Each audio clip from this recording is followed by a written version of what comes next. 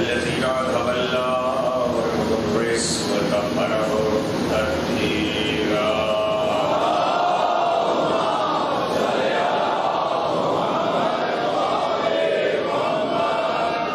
سير على سبيل النجاة وعين الحياة والعدل المستقر والتقدير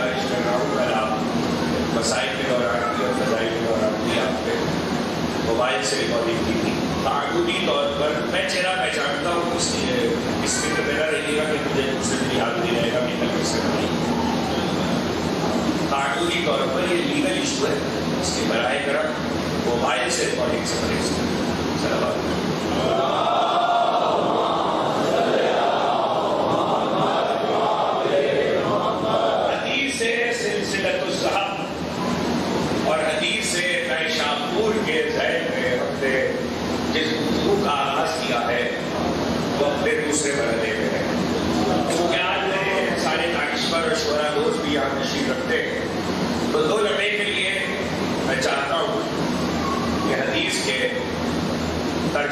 پھر دوہراؤں، اور یوں بھی اسے دوہرانے میں بنیاد اس لیے نہیں ہے کہ ایسا کرنا عبادت ہے، حدیث کو دوہرانا عبادت ہے، اور یہ حدیث وہ ہے جو امامت کے 8 تاجدار سلطان عرب و عجم ضامن آہو حضرت ابو الحسن علی بن موسیٰ رضا علیہ السلام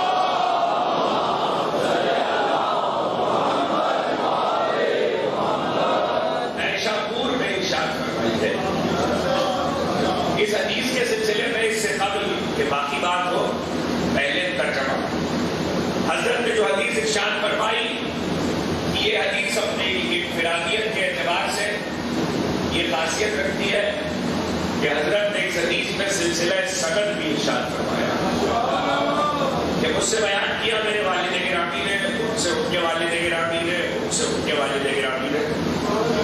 آنے والی تقریروں میں اس کی تفصیل آئے گی کہ خاص قسم کے سلسلہ سند کی حدیثوں کی قسمیں الگ الگ ہیں۔ اس سلسلہ سند کو جو یہاں بیان ہوا ہے شاپور کے راہ میں امام نے لسان مقدس سے، یہ سلسلہ سند سلسلۃ الذہب کہلاتا ہے۔ ذہب عربی میں سونے کو کہتے ہیں، تو اس کے بہت سے معنی ہو سکتے ہیں۔ ایسا سلسلہ سند جسے سونے کے پانی سے لکھا جائے، ایسا سلسلہ سند جسے سنہری حروف سے لکھا جائے، ایسا سلسلہ سند جو سونے سے بھی زیادہ قیمتی ہے، سونا۔ اب یہ الگ بات ہے کہ سونے کے بارے میں بہت سے لوگ بہت کچھ نہیں جانتے، لیکن کبھی کبھی سونا بھی قیمتی ہوتا۔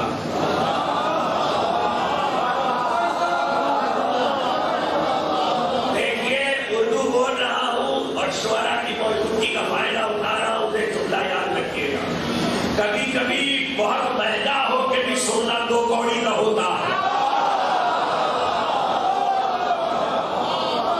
سونا بہت مہنگا ہو کے بھی 2 کوڑی کا ہوتا ہے، اور کبھی کبھی صرف سو جانا، سونا ہی اتنا قیمتی ہو جاتا ہے کہ اس کے تول میں خدا کی مرضیاں تل جاتی ہیں۔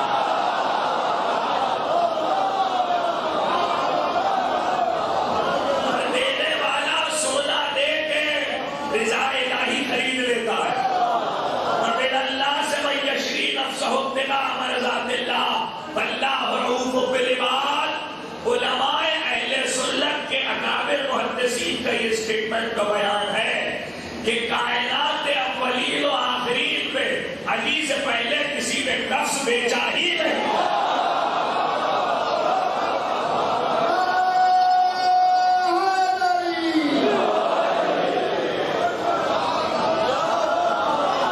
ایک بات تو یہ ہے کہ علی نے نفس بیچا، خدا کی مرضیاں لے لی۔ یہ حدیث سلسلۃ الذہب اس لیے بھی کہلاتی ہے، سارے معنی اپنی جگہ، یہ حدیث سلسلۃ الذہب اس لیے بھی کہلاتی ہے کہ امام رضا ابراوی کی ہے، امام رضا حضرت موسیٰ بن جعفر، حضرت جعفر صادق، حضرت محمد باقر، حضرت علی بن حسین سجاد خیر العابدین، امام حسین امیر المومنین، رسول خدا جبرائیل امین، اور پھر خدا فرماتا ہے یہ کائنات کا وہ سلسلہ سند ہے کسی حدیث کے بیان میں جس میں ہر راوی معصوم ہے۔ اس جملے کی قیمت تب پہنچے گی جب اگلا فقرہ کہوں گا۔ ہر راوی معصوم ہے، ایک رسول ہے، باقی امام ہے، حل ہے کہ ملک بھی راویوں میں آیا تو معصوم ہے۔ جبرائیل امین ہے، ملک معصوم، جبرائیل امین ہے۔ اچھا، ایک فقرہ کبھی کسی منزل پر کہا تھا، بات آ گئی تو 2 جملے سن لیجیے، تفصیلات اس وقت میں۔ ملائکہ پر ایمان لانا اسلام کے 73 فرقوں میں واجب ہے۔ جیسے انبیاء پر ایمان، ویسے ہی فرشتوں پر ایمان لانا واجب ہے۔ اگر فرشتوں پر ایمان میں نہ لاؤ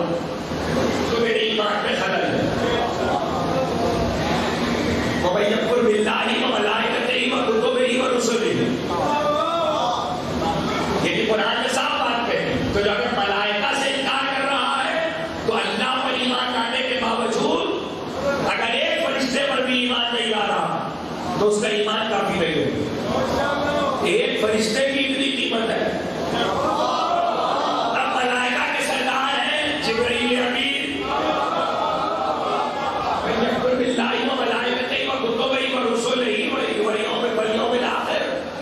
وہ اگر کوئی خدا کا انکار کرے، ملائکہ کا انکار کرے، رسولوں کا انکار کرے، کتابوں کا انکار کرے اور آخرت کا انکار کرے، تو وہ بہت دور کی گمراہی میں ہے، بہت دور بڑے کی گمراہی میں، تو گمراہی میں ہے. اور ملائکہ کے سردار سید الملائکہ جبرائیل امین امیر وحی پوچھنا صرف اتنا ہی ہے جو چادر کے باہر کھڑے ہو کے اجازت لے اگر میں اس پر ایمان نہ لاؤں تو کافر ہو جاؤں، اور جو چادر کے اندر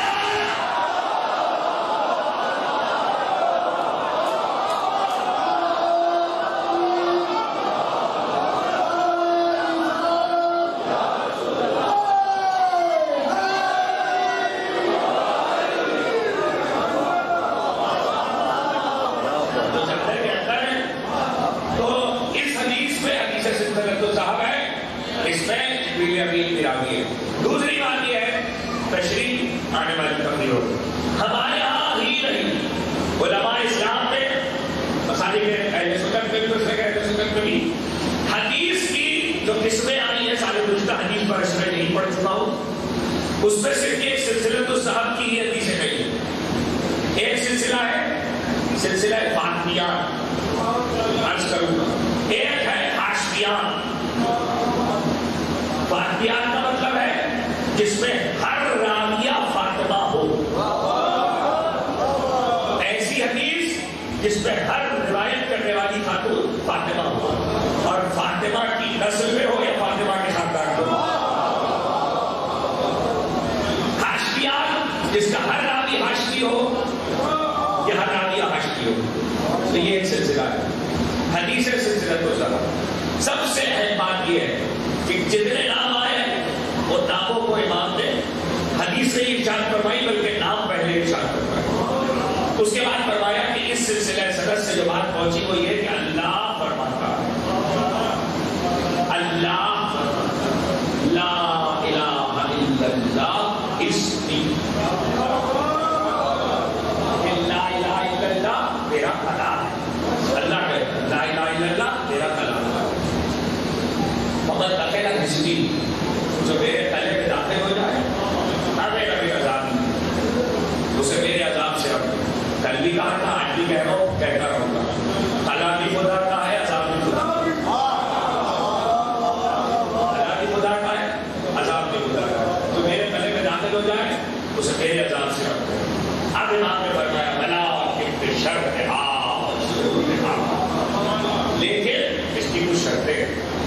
مانا بھی شروع ہے اور اس کی شرطوں میں سے ایک شرط ہے، ایک شرط ہے.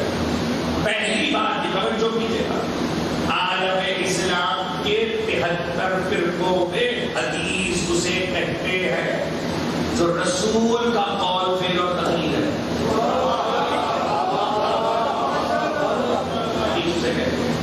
دوسری بات یہ کہ اگر قرآن کے علاوہ خدا کچھ فرما رہا ہے جو قرآن میں نہیں ہے تو وہ حدیث قدسی کہلاتا ہے. لیکن اس کے باوجود بھی آپ کو کوئی راوی ایسا نہیں ملے گا. ایسے راوی تو ملیں گے جو روایت کرتے ہوئے پہنچے اور رسول تک ان کا سلسلہ پہنچے. ایسا کوئی نہیں ملے گا جو خدا سے روایت کرے.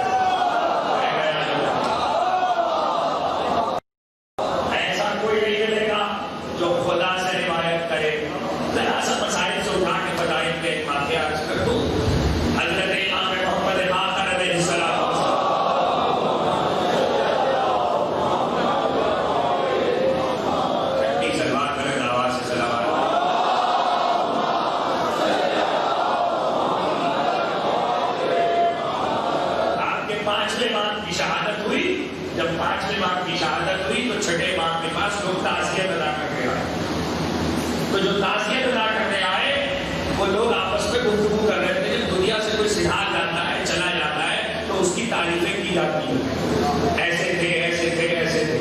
تو جو چھٹے ماہ کے بعد تعزیت کر کے آئے تو کمرہ حجرہ بھرا ہوا تھا، لوگ بیٹھے ہوئے تھے اور لوگ کو کیا کی؟ دیکھو زمانے سے جملہ سنیے گا، فضائل پڑھ رہا ہوں، دیکھو زمانے سے وہ گیا بغیر راویوں کے رسول سے روایت کرتا،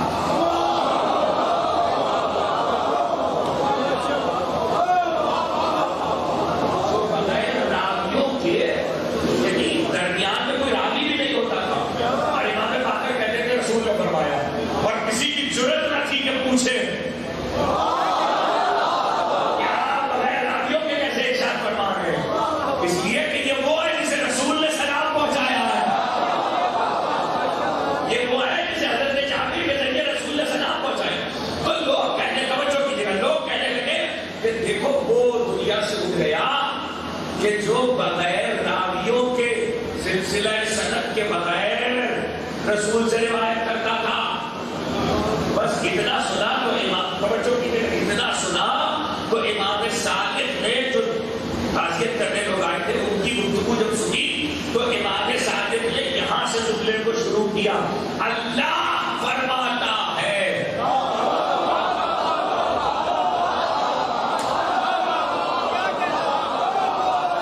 امام نے یہ نہیں بتایا کہ راوی کون ہے، آپ نے کہا اللہ فرماتا ہے۔ جملہ سنیے کیا کہا، اللہ فرماتا ہے کہ اگر تمہارے گھروں میں جو کھانا روز تم اپنی ضرورت کے لیے پکاتے ہو، اگر وہ ضرورت سے زیادہ بچ جائے، تمہاری ضرورت سے زیادہ ہو تو اسے پھینکنا نہیں، ضائع نہیں کرنا، اسے کوڑے میں نہیں ڈالنا، وہ رات ہونے سے پہلے ہی کسی بھوکے کو دے دو۔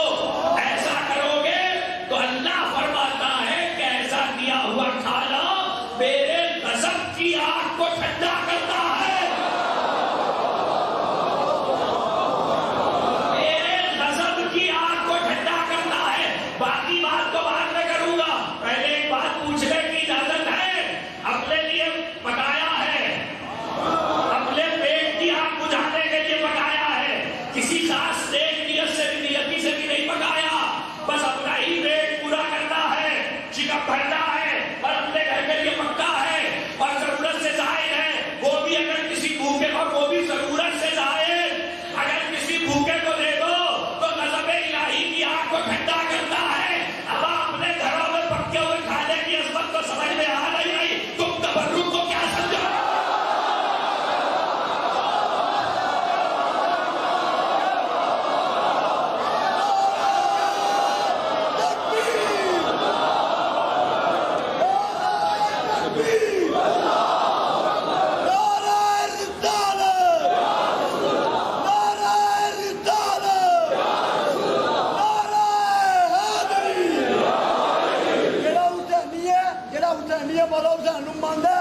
پورے جسم سے جوش تروا دے، حسینیت، حسینیت، یزیدیت، یزیدیت، کتے دے لعنت، لعنت دے پائے دے ماں پیو دے لعنت، جبیر تیرے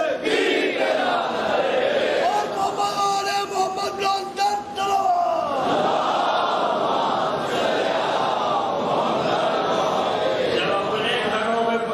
کھانے کی عظمت میں سمجھ میں آئے تبرک جو پکایا ہی اخلاص سے گیا ہے، نظر کیا گیا ہے، کیا کہا امام نے اللہ فرماتا ہے، تو وہ بیٹھے ہوئے لوگ جو باتیں کر رہے تھے، کیا بات، وہ کہنے لگے دیکھو باپ ایسا تھا جو بغیر راویوں کے نبی سے روایت کرتا، خدا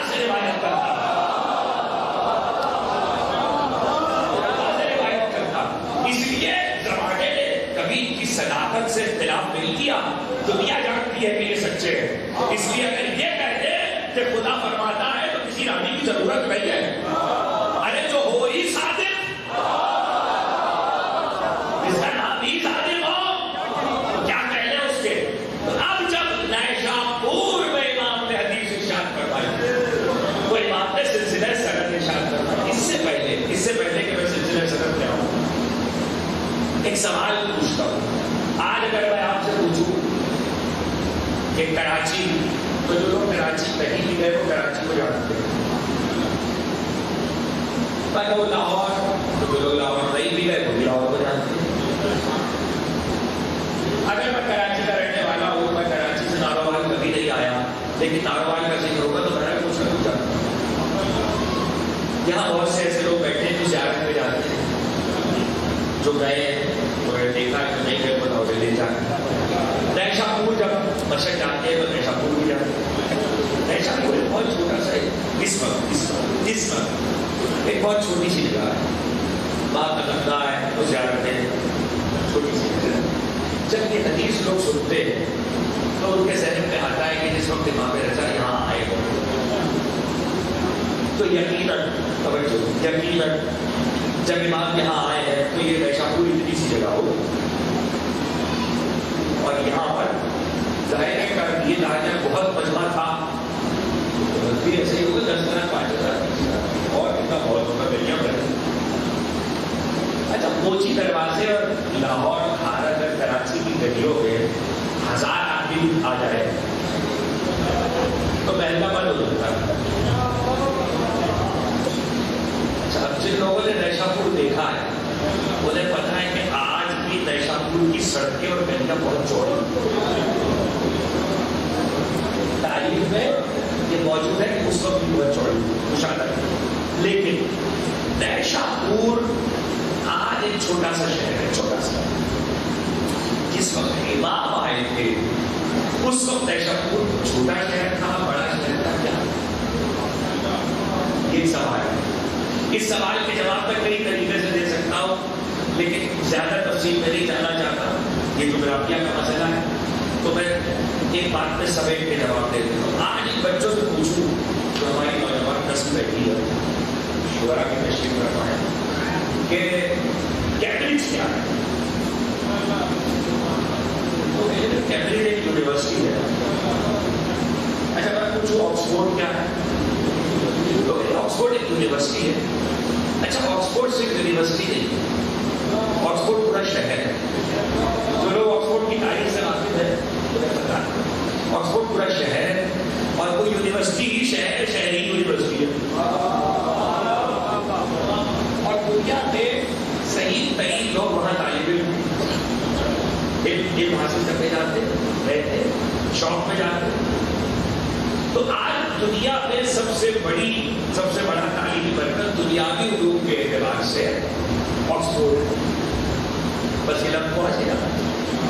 جس وقت امام رضا نیشا پور آئے ہیں، اچھا اس وقت کا مملکت اسلامی بھی سمجھ لیجیے. امام رضا جس وقت نیشا پور آئے ہیں تو مسلم ممالک کی سلطنت اسلامیہ کی سرحد ادھر ہندوستان تک، یہ سب کانٹیننٹ سارا ادھر یورپ سے ٹکرا رہے ہیں، ادھر سارا افریقہ. تو اس سلطنت سے بڑی کوئی سلطنت ہی نہیں. اتنی بڑی سلطنت میں اس وقت جب رضا نیشا پور آئے ہیں، نیشا پور کی حیثیت مملکت اسلامی میں آکسفورڈ کی.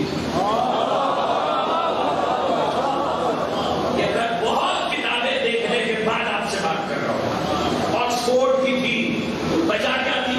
وجہ یہ تھی کہ پوری اسلامی دنیا کا سب سے بڑا مکتب یونیورسٹی جامعہ وہاں قائم تھا، اور بڑے بڑے محدثین وہاں پر آ کر آباد ہو گئے تھے. تو جب محدثین آ گئے تو ان سے علم لینے والے آ گئے.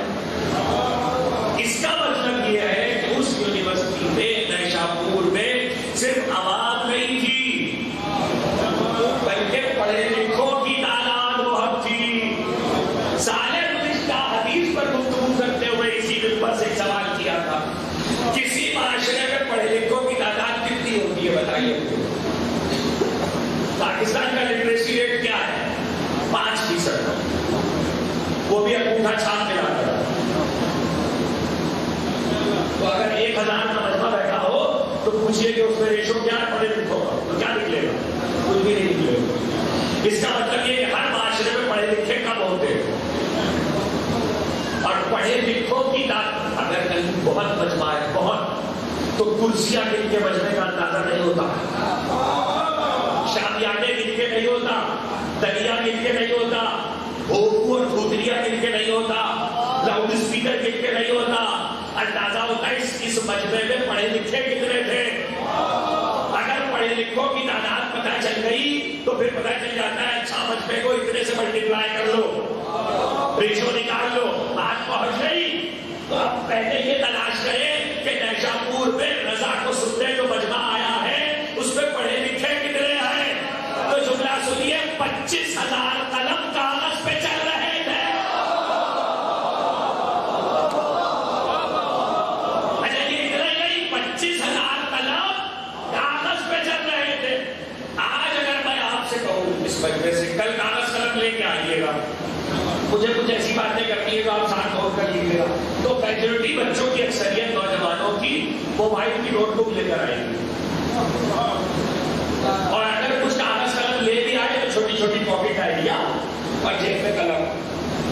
تو ہر آدمی یہی تصور کرے گا کہ شاید اسی طرح کاغذ قلم لایا جاتا ہے. اب پنجاب کی سرزمین پر بیٹھا ہوں, دانشور شعرا میرے ساتھ بیٹھے, بزرگ بیٹھے. اس وقت پورے پاکستان میں کمپوزنگ آنے کے بعد کتابت صرف لاہور میں رہ گئی ہے. تو کتابت جہاں ہو رہی ہے وہ اندازہ کر سکتے ہیں کہ کاتب جب لکھتا ہے تو وہ جو قلم استعمال ہوتے تھے لکھنے کے لیے وہ اور تھے. ان قلموں کی ایک مجبوری یہ تھی کہ ان کے ساتھ روشنائی کا ضرب چلتا تھا جسے امپورٹ کہتے ہیں. اور جنہوں نے پرانے زمانے کے پین دیکھے ہیں, جدید پین آنے کے بعد انہیں معلوم ہے کہ امپورٹ ساتھ آیا کرتا تھا. ہم نے بھی اپنے بچپنے میں امپورٹ یوز کیا ہے, لیکن روشنائی کا سیاہی کا ساتھ. اچھا وہ جو کاتب لے کے چلا کرتے تھے, اب آئیے تھوڑا سا غالب تک آ جائیے, میر حدیث تک آ جائیے, مرزا نبیل کے دور تک آ جائیے, میر تقی میر کے دور تک آ جائیے. ان لوگوں کے ساتھ یہ بڑے بڑے دانشور شعرا تھے, ان کے ساتھ کاتب ہوتا تھا. یہ جو شعر کہتے تھے بہت کم خود لکھتے تھے, کاتب ساتھ ہوتے تھے. میر حدیث کے لیے یہ ہے کہ جب میر حدیث کی سواری گھر سے باہر نکلتی تھی تو 2 کاتب ساتھ نکل ہوتے تھے. ایک کاتب کو ایک بہن میں مرثیہ لکھوا رہا ہے اور دوسرے کاتب کو دوسری بہن. ایک طرف ایک بہن میں مرثیہ جاری ہے, دوسری طرف دوسری بہن میں جاری ہے. تو اگر 2 کاتب سے ہم اوسط ایک کاتب رکھتے ایک پڑھے لکھے کے ساتھ, ہر پڑھا لکھا کاتب لے کے چلا ہے, وہ کاتب ساتھ آئے گا تو یا تو یہ فرض کر لیجیے کہ کاتب ہی قلم دبا اٹھا کے لایا ہے اور کاغذ لے کر آیا ہے, یا اس کے ساتھ کوئی اور بھی ہے. اب فرض کر لیتے کہ ایک پڑھے لکھے کے ساتھ ایک کاتب ہے, وہی قلم دبا لے کر آیا ہے. تو اگر 25,000 پڑھے لکھے ہیں تو 25,000 تو کاتب ہو گئے. اب اندازہ لگائیے کہ مجمع کتنا تھا. دوسری بات یہ کہ اس مجمع میں صرف عوام نہیں تھے, اس مجمع میں بڑے بڑے علماء تھے. پہلے میں علماء کے نام گنواؤں تاکہ یہ پتا چلے کہ جب علماء ایسے تھے تو ان کے کتنے کتنے شاگرد آئے ہوں گے. یونیورسٹی تو ہے, صحیح مسلم, شاید محمد ابن مسلم, آج صحیح مسلم جن کی ہمارے پاس موجود ہے علماء اسلام پہ, صحیح مسلم کے مرتب کرنے والے شیخ مسلم کے شیخ اجازہ اور استاد حافظ ابو زرع رازی, وہ اس مجمع میں موجود ہے. ایک شخصیت امام احمد بن یہ ایک بہت بڑی شخصیت ہے, یہ اس مجمع میں موجود ہے. حافظ محمد بن اسلم طوسی, یہ ایک بہت بڑے محدث ہیں, یہ اس مجمع میں موجود ہے. چوتھا نام تو ایسا ہے کہ جس نام کے لینے کے بعد کسی نام کی ضرورت ہی نہیں ہے, اگرچہ وہ نیشاپور کے یا خراسان کے رہنے والے نہیں ہیں, لیکن جب انہیں پتا چلا وہ آئے ہوئے تھے, جب انہیں پتا چلا کہ رضا آ رہے ہیں تو پھر وہ بھی اس مجمع میں ہے. وہ ہے امام احمد بن حنبل.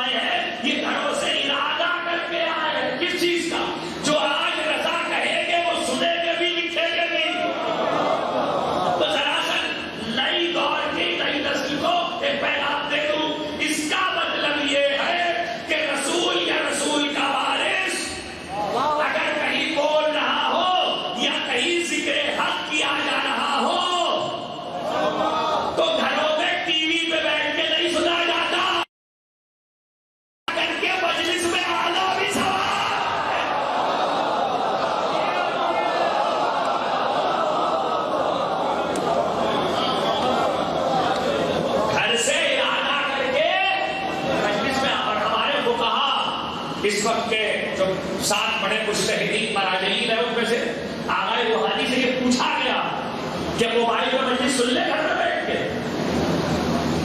چینل پہ آ رہی ہے سن لے، اور دیکھا امام کی حدیث ہے من جلس مجلسا، جو مجلس میں آ کے بیٹھے،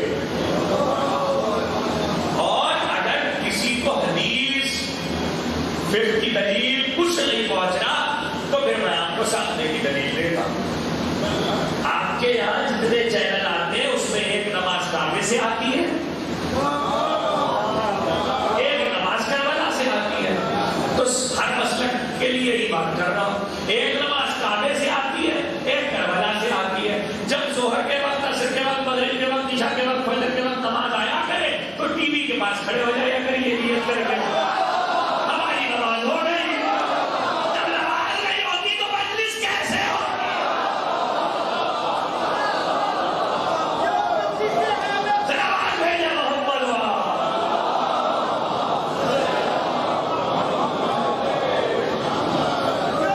تو یہ بڑے بڑے علماء جن میں امام احمد بن حنبل شامل ہیں، گھر سے آئے ہیں، نیت کر کے آئے ہیں، رضا کو سننا ہے۔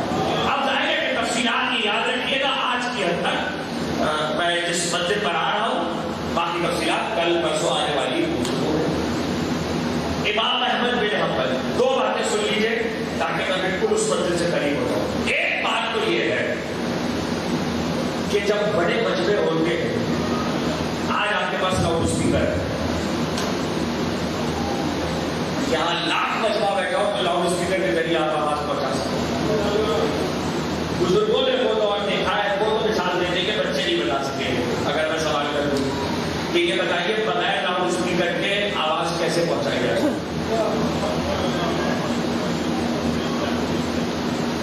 بغیر لاؤڈ اسپیکر کی آواز کیسے 1 لاکھ کے بچے کو پہنچائی جائے گی؟ تو سوال یہ ہے، آپ حیرت سے مجھے دیکھ رہے ہیں، آج لاؤڈ اسپیکر کی ایجاد کو کتنے سال ہوئے؟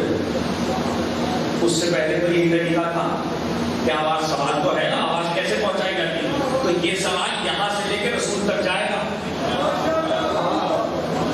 پیغمبر کے دور تک جائے گا، تو آپ اٹھائیے صحائف زندہ اٹھائیے، کتابیں اٹھائیے، حدیث کی کتابیں دیکھیے، اور تیسری خلافت کے دور تک، حضرت عثمان رضی اللہ تعالیٰ عنہ کے دور تک باقاعدہ طور پر یہ سسٹم بنا کے نافذ کر دیا گیا تھا کہ مسجد نبوی میں ایک مؤذن اذان کہتا ہے، اس کی آواز جس آخری جگہ تک جاتی ہے وہاں پر ایک اور مؤذن ہوتا وہ اذان کہتا ہے، اس کی آواز جس آخری جگہ تک جاتی ہے وہاں پر ایک اور مؤذن ہوتا۔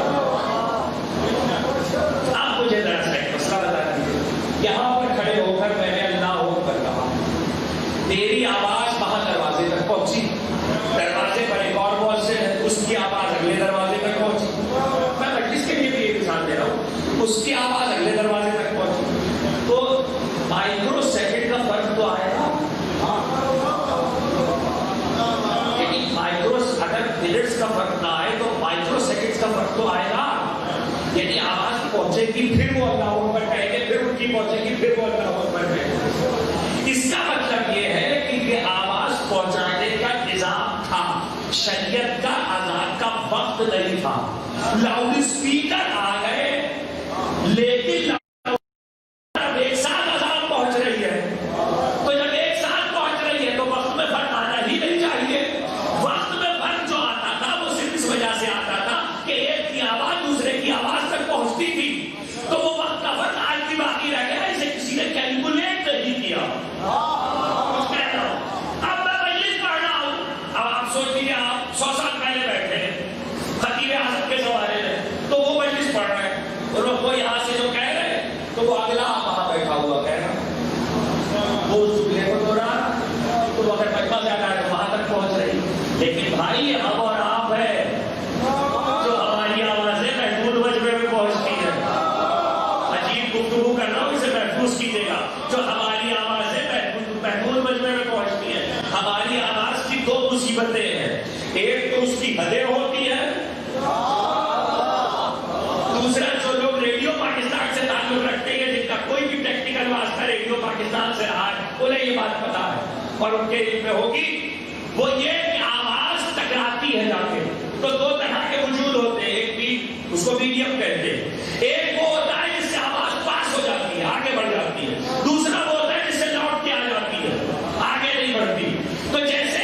دیواریں ہیں، دروازے ہیں، لکڑی ہے، جالی ہے. اسی طریقے سے انسان بھی میڈیم ہے. کچھ انسانوں پہ آواز پہنچتی ہے تو وہ آگے پہنچ جاتی ہے، کچھ انسانوں سے ٹکرا کے واپس آ جاتی ہے. تو یہ مت دیکھیے گا کس جگہ پہ کتنا بڑا مجمع تھا، لوگ دونوں بڑھا کے بیٹھے تھے، کچھ سے ٹکرا کے واپس آ گئی، کچھ سے صدیوں دور تک پہنچ گئی. آواز رسول کی تھی، پہنچ رہی تھی، کبھی تو بالکل تو یہاں سن رہے ہیں.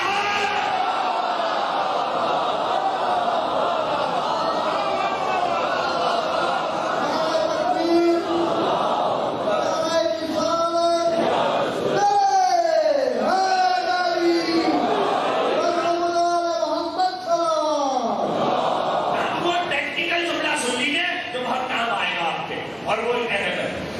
دیکھیے یہ جتنے مجموعوں کی مثالیں میں نے آپ کو دی ہے پیغمبر کی ذات سے ہٹ کر، اس میں ہر ایک محتاج ہے کہ اس کی آواز ایک حد تک پہنچے اور پھر وہاں سے کوئی اور آواز کو پہنچائے. لیکن اگر رسول 1,00,000 1,50,000 2,00,000 کے مجمع سے رسول خطاب کر رہے ہیں تو رسول کی آواز کے لیے یہ بحث نہیں ہے، اس لیے کہ رسول کی آواز موجزہ ہے، رسول کی آواز کہیں رکتی نہیں ہے، رسول کی آواز کو کوئی پہنچانے والا نہیں چاہیے.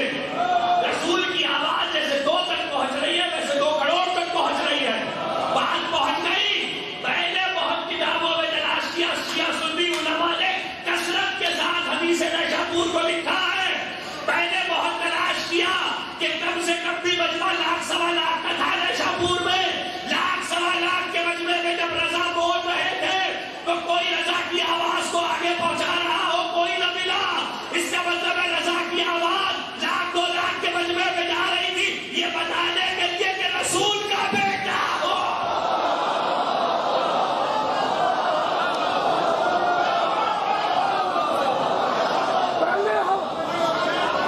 پہلے ہماری سے لے کے آخری موالی تک جو لگائے گا نہیں، ہر کوئی لگائے گا، من کی برات پائے گا. اچھی بول پنجے کھول، اچھی بول پنجے کھول، ہر تجوزی مت کر، 1,00,000 دے رہا. عنوان آپ کے ذہن میں ہے لیکن میں حدیث نیشاپور کی تفصیلات بتائے بغیر عنوان تک آ نہیں سکتا. اب ایک بات طے ہو گئی کہ مجمع بہت ہے. اب آپ کے لیے منزل آ گیا جہاں تک آنا تھا آج کی حرکت. امام رضا کے خراسان آنے کے بعد 3 موقع ہیں مجمع کے جس پہ بہت مجمع ہوا. ایک موقع ہے نیشاپور، دوسرا موقع ہے نماز عید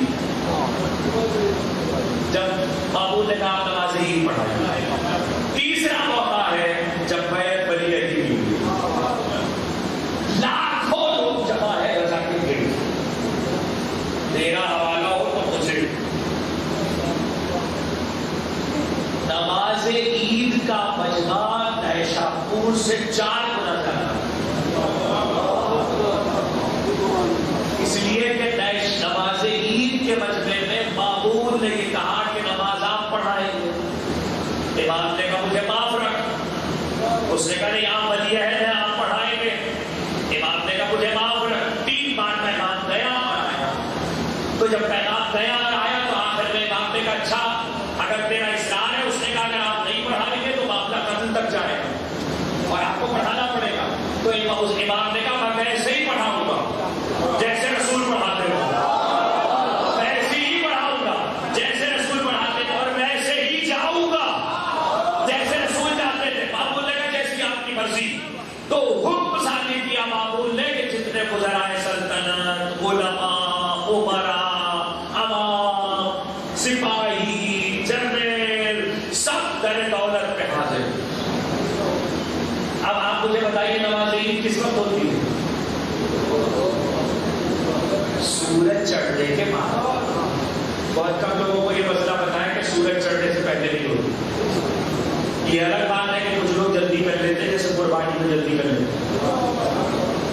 مسلک کا فرق ہے. میں مسلک پہ بحث نہیں کر رہا ہوں، ابھی مسلک پہ بحث نہیں. نماز عید ہمارے ہمیں اپنے بچوں سے بات کروں، ہمارے مسلک میں شیعہ مسلک میں نماز عید سورج چڑھنے سے پہلے نہیں ہوتی. لیکن اگر یہ مان لیجیے باقی مسالے کے مطابق کہ آج فجر 5 بجے ہوگی، توجہ کیجیے گا، گھڑی کے مطابق بات کر رہا ہوں، آج فجر 5 بجے ہوگی اور 5 بجے کے بعد 1.25 گھنٹے میں سورج چڑھ جاتا ہے، اور اس نے کہا ہے کہ سب در دولت پر رضا کے حاضر ہو دروازے پر. تو اگر امام بہت جلدی کی نماز پڑھانے نکلے تو 6:15 6:30 سے پہلے تو نہیں نکلے. یعنی صبح 6:30 6:15 سے پہلے سواری باہر نہیں آئے گی حضرت کی.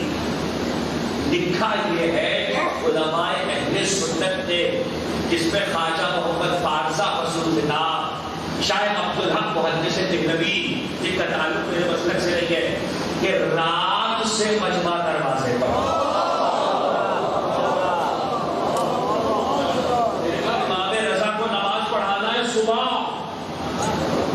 ابھی درمیان میں فجر باقی ہے،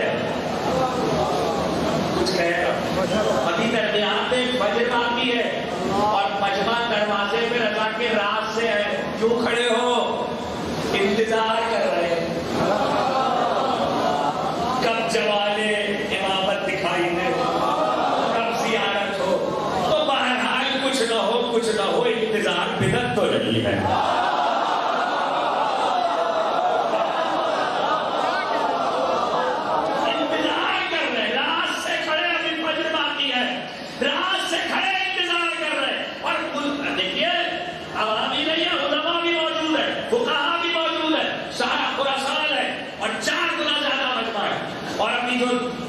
یہ 2 کتابوں کے حوالے اس لیے دیے ہیں کہ اگلا جملہ جو سنانے جا رہا ہوں وہ ان 2 کتابوں میں بڑی وضاحت سے لکھا ہے.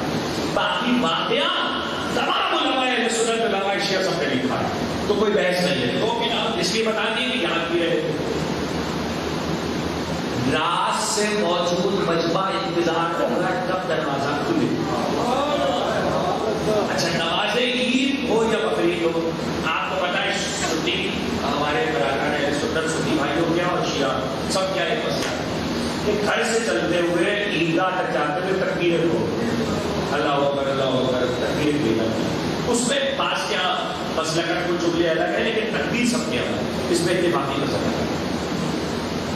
لکھا یہ کہ صبح کو سورج چڑھا تو حضرت اپنے حجرے سے صحن میں آئے. صحن میں وہ لوگ تھے جو خواص ہیں، غلام ہیں، خاص لوگ. حضرت صحن میں آئے.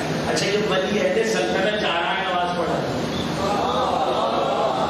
ایک طرف سے ولی اہل سلطنت ہے، ایک طرف سے امام ہے، ایک طرف سے رسول کے بیٹے ہیں. دیشا پور میں رکا ہوں کل واپس آؤں گا. تو 3 بڑے مجموعے میں سے ایک مجمع بنا، ولی اہل سلطنت جا رہا. حضرت رکے سے خواص موجود ہے. دروازے کے باہر کتنا مجمع ہے کہ آپ لوگ بیٹھے ہوئے، اگر یہ چھت کا ہو اور آسمان سے سوئی گرے، یہاں گر جائے گی، یہاں گر جائے گی، یہاں گر جائے گی. لکھا یہ ہے کہ اتنا زیادہ کاندھے سے کاندھا قریب تھا اور سر سے سر لگے ہوئے تھے کہ سوئی گرتی تو سر پہ گرتی. سوئی کو کتنی جگہ چاہیے؟ سوئی گرتی تو سروں پہ گرتی، زمین پہ نہ جاتی. اتنا مجمع. حضرت سے خانہ میں آئے، حضرت نے تکبیر کری. اب اس کے بعد کے فکرے آپ کیسے سنیں گے یہ نہیں پتا.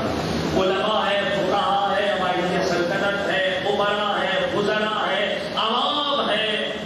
خود امام کی موجودگی اور کسی عمل پہ خاموشی وہ حجت ہے.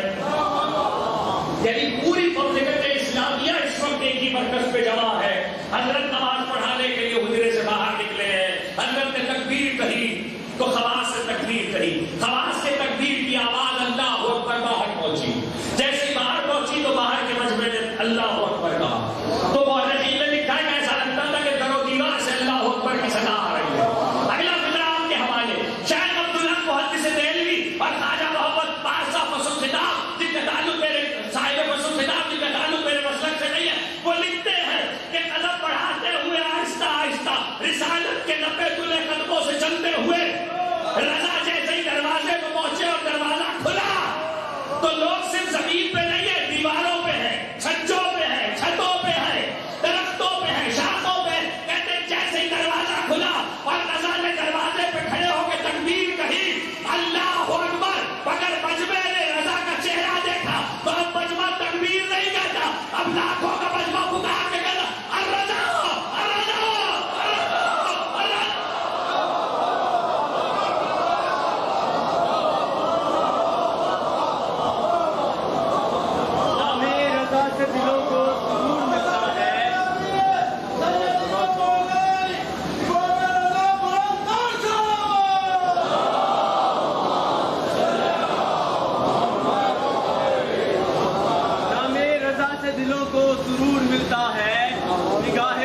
کو تازہ شعور ملتا ہے.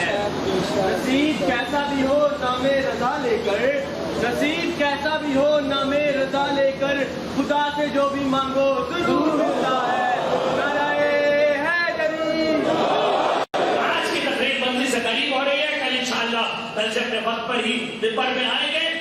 لاکھوں کا مجمع رضا کی تکبیر کے جواب میں کرو. نمائے اہل سنت دکھ رہے رضا کی تکبیر کے جواب میں کر الرضا الرضا الرضا. اور یہ 2 بار 3 بار نہیں ہوا. حضرت کے گھر سے لے کر عیدگاہ جانے تک آدھا رستہ طے کیا ہے رضا نے. اس کے بعد معمول کا پیغام آیا کہ آپ واپس لوٹ جائیے. تو آدھا رستہ اگر فرض کر لیجیے آدھا کلومیٹر بھی ہے تو آدھا کلومیٹر، اور اگر آدھے گھنٹے میں بھی اس بھیڑ میں طے ہوا ہے تو آدھے گھنٹے تک فضاؤں میں صرف ایک ہی نعرہ تھا، الرضا الرضا الرضا الرضا. میں پوچھنا چاہتا ہوں اگر الرضا الرضا کہنا وہاں بھی تک نہیں تھا تو مجلسوں میں حیدر حیدر کیسے ہوا؟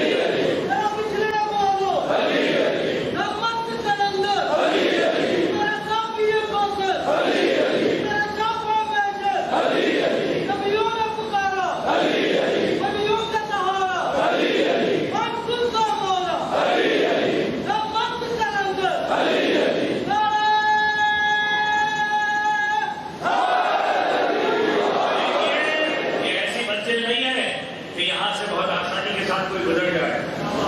آج 1400 سال کے بعد مجلس میں ہو، روزے میں ہو، علی کے مرکز پہ ہو، مزار پہ ہو، کربلا میں ہو، علی کا نام لیجیے، حیدر حیدر کہیے.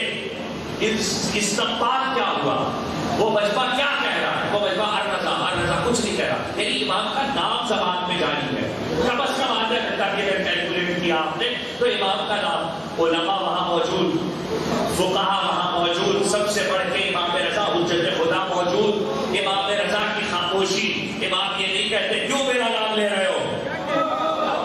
نتیجہ اب جو نتائج ہے ان پہ کل پرسوں آنے والے وقتوں میں گفتگو ہوگی. آج سے اشارہ کر رہا ہوں. اس کا مطلب یہ کہ پہلی بات تو یہ معلوم ہوئی کہ ائمہ کے ناموں کو زبان پر جاری کرنا بھی عبادت ہے.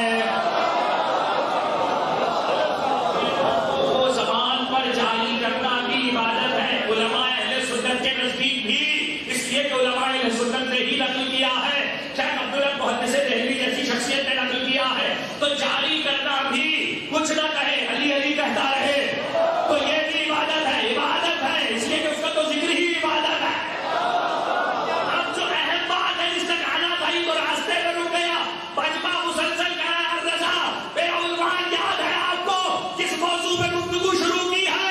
نماز عید پڑھانے جا رہے ہیں. آج کی تقریر ختم کر رہا ہوں. نماز عید پڑھانے جا رہے. رضا کہہ رہے اللہ اکبر. مجمع کہہ رہے الرضا الرضا. پوچھو اس مجمع سے اللہ اکبر کے جواب میں رضا کا نام لے رہے ہو. توحید خطرے میں نہیں پڑ رہا.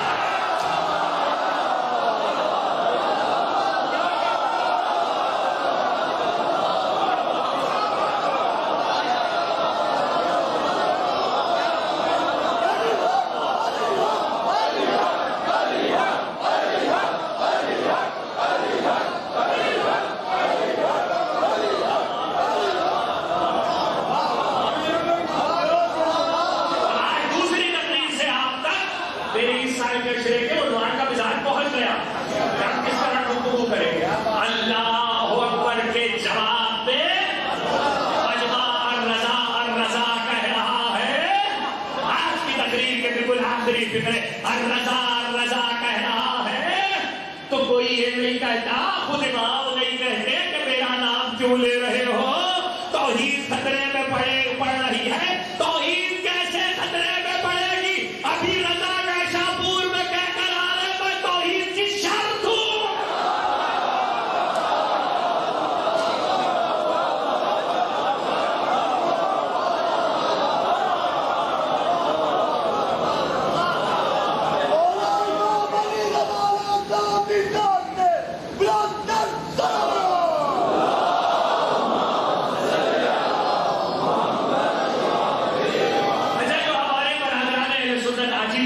मुझे मालूम है 18 वर्षों में बड़ी बाकायदगी के साथ मुझे बहुत से बरादराने के सुनते यहाँ सुनते हैं और यहाँ नहीं पाकिस्तान में जहाँ भी जाता हूँ सुनते हैं। उनसे जो आज ही तशरीफ लाए कल नहीं थे, कल जो थे उनसे मजाक कर चुका था, जो आज ही तशरीफ लाए उनके लिए कह रहा हूँ कि भाई बात ये है कि कुछ मसाइल ऐसे भी है जो हमारे अपने हैं। हमें मालूम है आपके मसलक में कोई ऐसा नहीं है जिसने ये कहा हो कि फज़ाइल अहले बैत के बयान से तौहीद खतरे में है, इसलिए ये हमारी आपसे बात की गई। ये हमारे ही मसलक में कुछ लोग जाने कहां से पैदा हो गए तो अंदर बैठ के ये बातें कर रहे हैं। हमें तो उनसे शिकायत है, उन्हीं से बात कर भगवान भेजिए मोहम्मद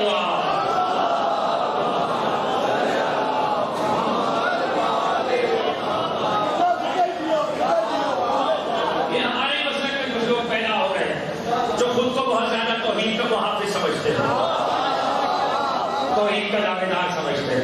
ला इलाहा के मानी नहीं मालूम, तौहीद के दावेदार है। वैदानियत का मतलब नहीं पता, तौहीद के दावेदार है।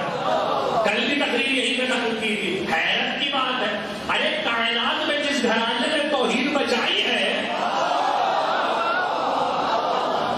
जिस घराने ने तौहीद बचाई है, और जब आप इस मंजिल पर आ ही गए ना तो आज तुमने सुन लीजिए, जिस घराने ने तौहीद बचाई है, जिस अली ने सारी जिंदगी तौहीद की हिफाजत की है, जितना जितना फज़ाइल अली पढ़ते रहोगे तौहीद महफूज रहेगी। अगर फज़ाइल अली छोड़ दोगे ज़माना काफिर हो जाएगा, मुशरिक हो जाएगा। दलील मुसलमानों में अभी बैठे बैठे दलील देता हूँ। 13 रजब बच्चों को सुनाओ, अली काबे में आए, फातिमा से अली की शादी लोगों को सुनाओ कि अली की फातिमा से शादी हुई। हसन हुसैन जैसे बेटों के बारे में बताओ कि अली के हसन हुसैन जैसे बेटे इसलिए कि अल्लाह का पैदा होता है, अल्लाह की शादी होती है, अल्लाह के बेटे हो।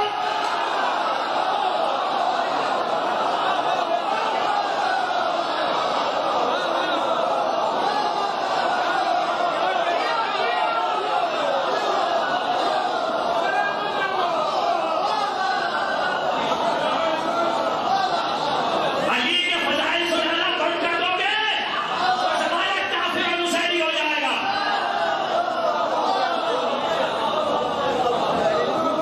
अली के फज़ाइल सुनाओ, अली के फज़ाइल में तौहीद की हिफाजत है, अली के फज़ाइल में तौहीद की हिफाजत है। इसीलिए तो लफ्ज़ कले का इस्तेमाल किया है। क्या करूँ मैं तो तकरीर खत्म करने जा रहा हूँ, इसीलिए लफ्ज़ इमाम ने हदीस में खुदा क्या ये हदीस शाहपुर खुदा का जो बयान है, परवरदिगार का फरमान, उस पे क्या लोग कला है, तौहीद मेरा कला है। और अब मुझे मालूम है आप जैसे आला ज़हन और सवाल करने वालों के लिए किसी शरह की जरूरत नहीं है।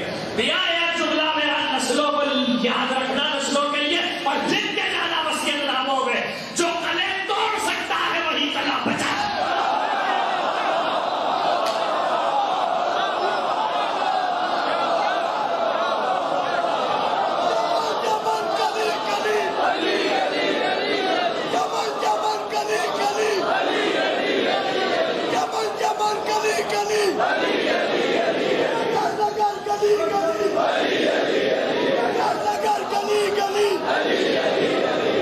नगर गली गली या राय हैदरी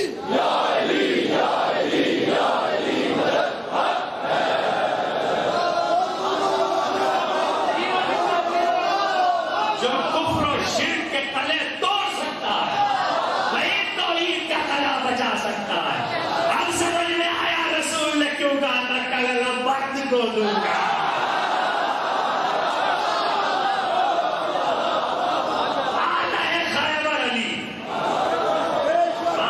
खैबर अली कले का दरवाजा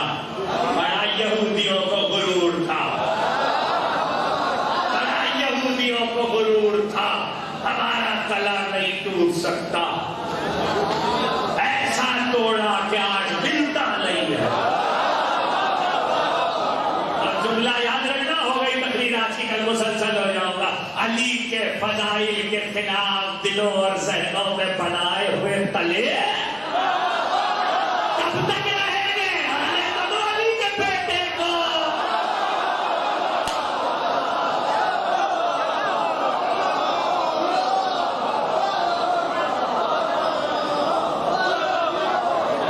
बेटे को आने दो, कोई तला नहीं रहेगा। क्या करूं? कभी मैंने कहा था फैसल सादात की किसी खिदमत से ना हो गए। अब तो इस बात को 15 बरस हो गए कि डॉक्टर कासिम महमूद हुजूर पाकिस्तान के बहुत बड़े दानिशवर जिन्होंने किताब लिखी तारीख इंसानियत अंबिया की सवाल डॉक्टर कासिम महमूद, उन्होंने हजरत याकूब के जिक्र में मैंने हवाला ये इसलिए दिया कि लोगों को याद रहेगा, वरना अरबी किताबों में तो सब पे मौजूद है, बड़े बड़े उन्होंने लिखा है, 600 सारे उन्होंने। हजरत याकूब ने अपने बच्चों को वसीयत करते हुए आखिरी वक्त में कहा था, आखिरी वक्त में देखो तुम्हारी इज्जत, तुम्हारी शादी, तुम्हारा इख्तिलाफ तब तक कायम रहेगा जब तक शीलू ना जाए। शील ये नाम पाओ बोलिए, तुम्हारा इख्तिलाफ तब तक कायम रहेगा जब तक शीलू ना आ जाए। जब शीलू आ गया तो तुम्हारा इख्तिलाफ खत्म। पूरा वाकया नहीं सुना, सिर्फ जुमला सुना था, जुमला सुनाया खत्म हो गई गुफ्तगू। अलम लेके अली जो खैबर के दरवाजे पे पहुंचे तो वो जो जूती बैठा था यहूदियों का किताबें पढ़ा हुआ, वो वहां से कूदा और कहने लगा, आए याकूब की औलाद शीलू आ गया।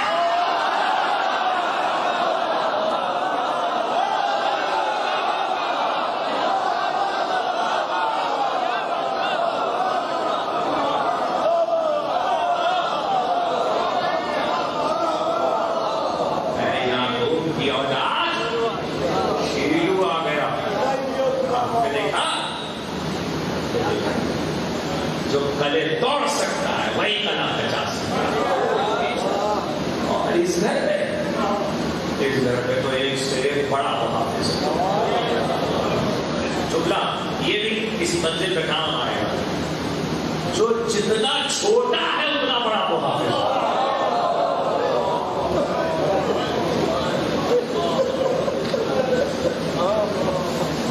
आपकी आवाजें बदल हो गई, आपकी आंखों में आंसू आ गए। अरे जो असगर है वो भी अली है। ये नहीं कहा मैंने कि जो अली है वो असगर है, मैंने कहा जो असगर है वो भी अली है। 6 माह का है, 6 माह का। ऐसा कलेजा तो कोई मां लाए,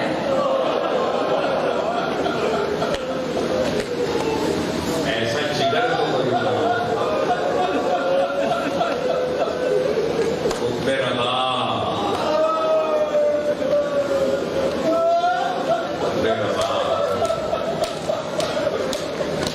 आपको मालूम है कि इब्राहिम कैस की बेटी है। अरब में 2 इब्राहिम कैस थे, एक शायर इब्राहिम कैस थे और एक बहुत बड़े रईस थे। इतने बड़े रईस थे कि लोग इन्हें बादशाह कहते हैं, इसलिए इनके पास बहुत जागीर है, लेकिन ये भी शायर थे। इनकी बेटी है उम्मे रवाब। और अरब में ये तरीका था कि बड़े बड़े बादशाह दौलतमंद रईसुर रूसा अपनी औलादों को हर इल्म सिखाते थे। तो उम्मे रवाब ने तीरंदाजी का इल्म भी हासिल किया। सुन लिया आपकी आवाजों पर रहमत, खुदा की आंखों पर रहमत।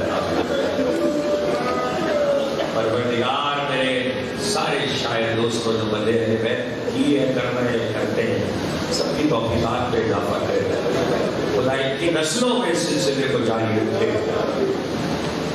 इसलिए कि इससे बढ़ के कोई बात नहीं जो खुशरूबी खुदा और रसूल व अहले बैत का सबब हो। फिर नवाब ने तीरंदाजी का इल्म हासिल किया, इतना ही थोड़ी कहना था। उम्मे रवाब को ये पता था कि 3 भाल का 3 क्या होता है।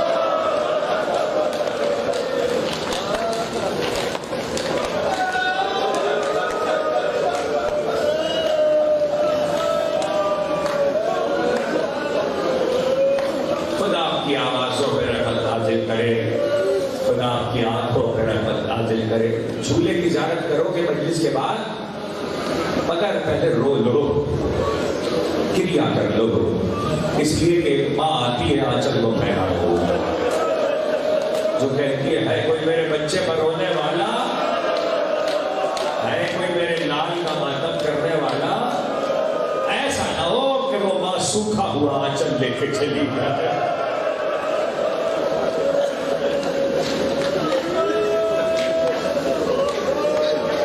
तीर भाल का तीर, जिसे तीर शोभा कहते हैं, अज़ादारों माँ को पता था। 1400 साल के बाद हमें पता हो न पता हो, असगर की माँ को पता था कि ये तीर क्या है। ये तीर इंसानों के लिए इस्तेमाल नहीं करते थे, बड़ी उम्र के इंसानों के लिए भी इस्तेमाल नहीं होता था, बड़े बड़े लड़ने वालों के लिए, जंगजुओं के लिए भी इस्तेमाल नहीं होता था। ये तीर जानवरों के लिए भी इस्तेमाल नहीं होता था, कभी है जानवरों के लिए भी इस्तेमाल नहीं होता था। ये तीर लोहे की मोटी चादरों के लिए इस्तेमाल होता था।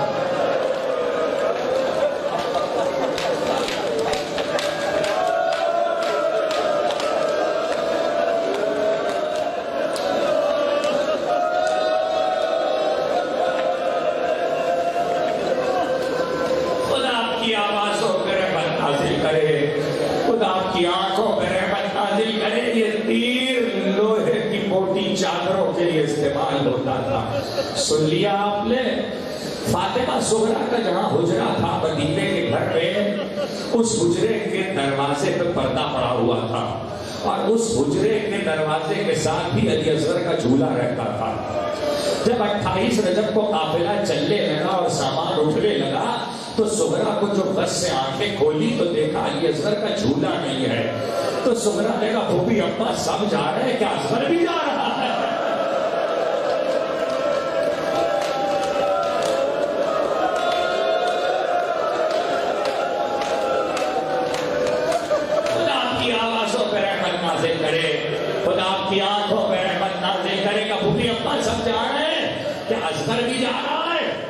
क्या जवाब देती, भूपी क्या जवाब देती? ऐसे में हुसैन आए, सुगरा हाँ तुम्हारी नानी नानी उम्मे सलमा, दादी उम्मे हानी, अब्बा उम्मुल बनीन के सिवा और तुम्हारे सिवा सब जा रहे हैं, बस तुम रहोगी। काफिला चल दिया मदीने से, एक मकाम है मदीने के फसील के करीब, मैंने उसकी ज़ियारत की है। जब काफिले वहां से रुखसत होते हैं तो मदीने वाले वहां तक आते, रुखसत करते। अभी काफिला वहां पहुंचा था कि अबुल फजल अब्बास ने इमाम हुसैन से कहा महला जरा ठहर जाइए, सुगरा आ रही है, सुगरा आ रही है। एक बार काफिला ठहराया गया, कनाते लगाई गई, कनाते लगाई गई, काफिला उतारा गया, बारियां उतारी गई। हुसैन ने कहा सुगरा तुमने तो रुखसत कर दिया था, कहा बाबा एक बार अली असगर की ज़ियारत, एक बार असगर का चेहरा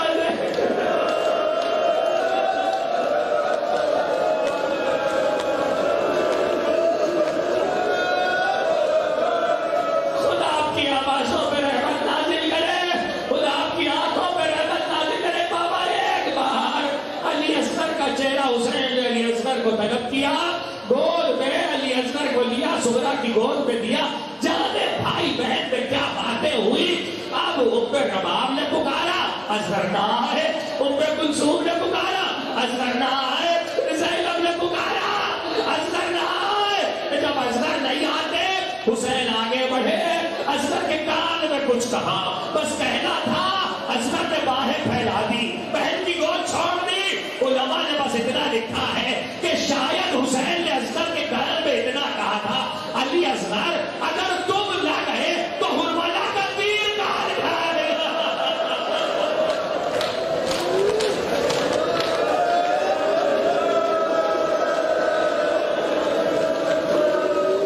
खुदा आपकी आवाज़ों पे रहमत नाज़िल करे, खुदा आपकी आंखों पे रहमत नाज़िल करे। सारी कुर्बानियां दे चुका फातिमा का लाल, सुनो और इत्मीनान से सुनो, रोते रहो, गिरिया की आवाजें न रुके, जब मैं पढ़ लूंगा तब ज़ियारत आएगी।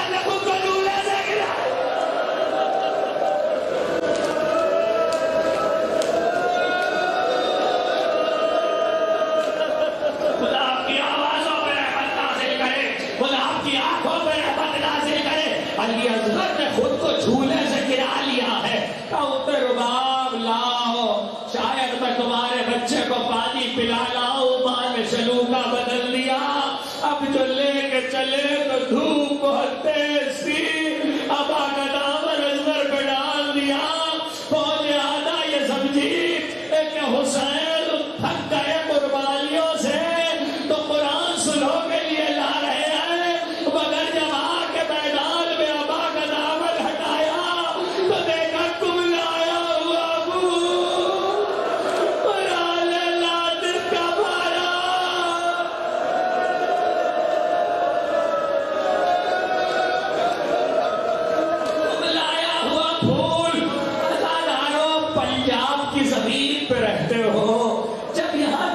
پڑتی ہے پنجاب میں تو ایسی گرمی پڑتی ہے کہ بغیر جوتی کے پاؤں زمین پہ نہیں رکھا جاتا۔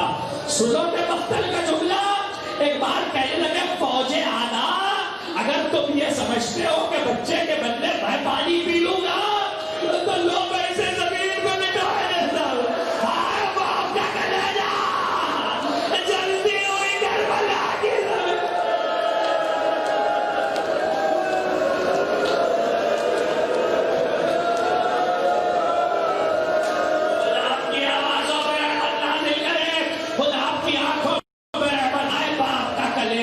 پھر کیا خیال آیا کہ بچے کو اٹھا لیا؟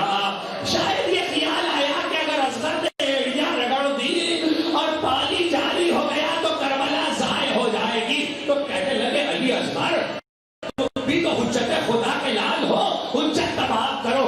اصغر نے سوکھی زبان خوش ہونٹوں پہ پھیری، زبان کا پھیرنا تھا، فوج آدھا منہ پھیر پھیر کے روئی۔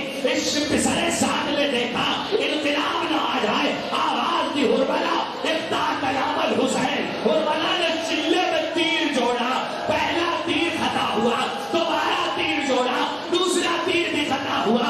پکار کے پسرے ساتھ نے کہا ہربلا تیرا ہاتھ تو کبھی نہیں کانپا، آج تیر کیسے خطا ہو گیا؟ اس نے کہا میں کیا کروں؟ ارے جب میں چلے میں تیر جوڑتا ہوں کوئی بیوی اپنا گلا ارے اصغر کے گلے میں، ارے میرے بچے نے تیرا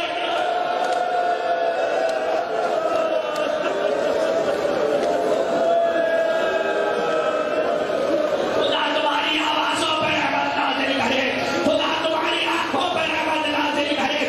سیدہ کو جیسے تمہارے آنسو پسند ہے ایسے ہی گریے کی بلند آوازیں بھی پسند ہے۔ عزادارو یہ تو سنتے ہو علی اصغر کو تیر مارا گیا، مگر مقاتل و کتابوں نے لکھا ہے ہربلا زمین پہ بیٹھا ہوا تھا، اس نے بیٹھ کے تیر مارا ہے، اور علی اصغر حسین کے ہاتھوں پہ تھے تو تیر یہاں نہیں لگا۔ سنو گے ایک کان کے نیچے سے آیا، دوسرا کان کے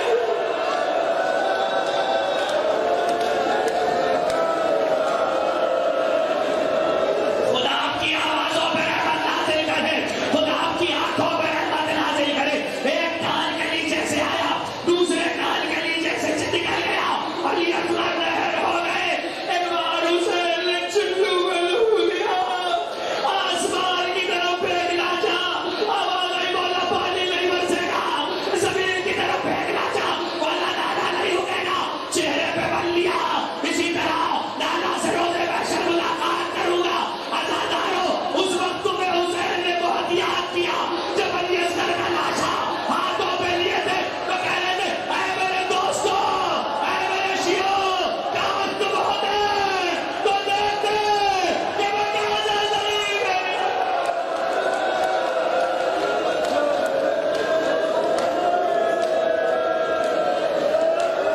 خدا آپ کی آوازوں پہ رحمت نازل کرے، خدا آپ کی آنکھوں پہ رحمت نازل کرے۔ دو جملے سن لو، ہو گئی مجلس، دو جملے سن لو۔ جب اہل حرم کا لٹا ہوا قافلہ ایک سال کی قید کے بعد مدینے آیا، پہلی بار پڑھ رہا ہوں ناروال میں، ایک سال کی قید کے بعد جب رہا ہو کر مدینے آیا تو بشیر نے راستے میں بڑی خدمت کی تھی، تو جناب سجاد سے جناب زینب نے کہا اس نے راستے میں بڑی خدمت کی ہے، یہ پوٹلی سے دیکھ دو۔ امام سجاد نے کہا یہ کیا ہے؟ کہ یہ وہ لٹے ہوئے زیور ہے بیویوں کے جو واپسی میں ملے تھے رہا ہو کر، یہ سارے زیور اسے دے دو۔